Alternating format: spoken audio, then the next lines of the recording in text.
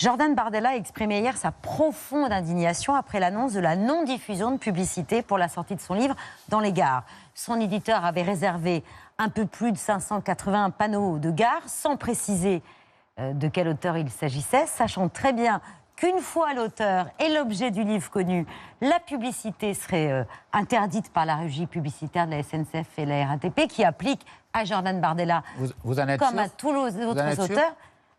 Oui. Vous en êtes sûr que ça aurait été interdit aux autres?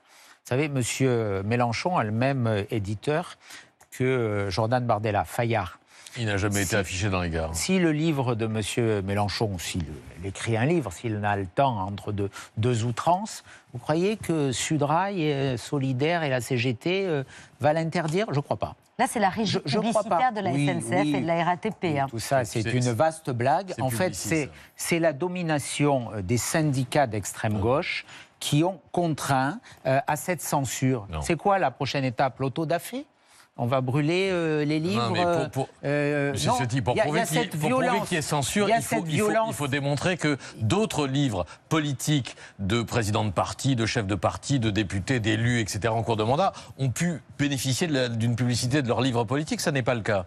Parce qu'ils l'ont peut-être pas demandé. Ah ben, ils l'ont pas demandé parce que c'est interdit dans les conditions générales de vente de médias transport. La Jordan Bardella s'assurait un scandale. Que ça, c'est un argument pour pas assumer un choix politique que je conteste, que je condamne et qui est quelque part révélateur de cette intolérance d'une gauche radicalisée, de plus en plus radicalisée. On l'a subi à l'Assemblée nationale, y compris dans ses outrances. On l'a subi dans la rue. Vous parlez d'une grande entreprise, par ses violences. Oui, mais je crois que vous défendiez une grande entreprise. Une grande entreprise qui est malheureusement en très mauvaise situation depuis des années. On parle de Publicis. C'est la régie, c'est Publicis. Oui, enfin, c'est les syndicats de la CNCF qui sont en négociation salariale. Avec Publicis? Non, avec la direction de la SNCF en ce moment. Et c'est eux qui imposent leur diktat. Et les autres, par l'acheter, je crois que vous êtes assez loin de la réalité. Non, je crois que réalité, c'est une règle qui est appliquée à Jordan Bardella. J'ai eu tous les acteurs de cette histoire hier et je vous assure que vous êtes loin de la réalité. Je crois que c'est vous qui êtes à côté de la réalité. Il y a ce diktat des syndicats d'extrême gauche qui est extrêmement dangereux pour la démocratie. C'est un des multiples exemples de cette radicalisation. On l'a subi à l'Assemblée nationale. Hein. On l'a subi. Les Français, d'ailleurs, la regardent avec beaucoup d'inquiétude, beaucoup de violence. Ce n'est pas une règle qui a été inventée pour Jordan Bardella, Monsieur Ciotti. Ça, vous en convenez? Je le crois. Je crois que c'est une décision ad nominem. Mais non, elle était ad nominem. Prouvez-le. Vous aussi prouvez le contraire. Voilà.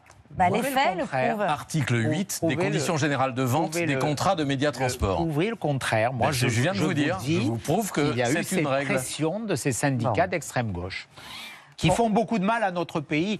Je dirais que si c'était que sur ce sujet, ça serait anecdotique, bien que ça touche aux libertés fondamentales quand même. Voilà. Moi, je crois que interdire la publicité d'un livre parce qu'on ne partage pas les convictions de son auteur n'est pas interdite. Moi, je ne comprends pas pour un homme comme vous qui est attaché aux libertés, j'allais dire un homme de gauche, je ne sais pas ce que vous pensez, allez, quoique. Mais quand même, défendre cette interdiction... Quand on est attaché dans les conditions de vente de l'entreprise, Monsieur Ciotti, quand on est attaché à la liberté, est-ce que vous pouvez m'entendre? Moi, ça me choque. C'est inscrit dans les conditions contractuelles. Ça vous choque pas? Moi, ça me choque. Inscrit dans les conditions contractuelles. Vous comprenez le français? On ne sera pas d'accord. Mais c'est pas une question d'accord, c'est une question de fait. Est-ce qu'on peut se mettre d'accord sur un fait? Il y a des marges d'interprétation. Il y a des marges d'interprétation. Qui ont bénéficié à qui dans le passé? Qui peuvent bénéficier à d'autres. Et je vous fais le pari que si M. Mélenchon avait écrit ce livre, il aurait vu sa trombine. Et si ma grand-mère faisait du vélo, elle pédalerait dans les gares. Oui, non, mais c'est n'importe quoi, monsieur. Pédalerait, je ne sais pas comment. Bon, on a d'autres sujets d'actualité à vous soumettre. Écoutez, c'est ridicule. Non, c'est vous qui êtes ridicule.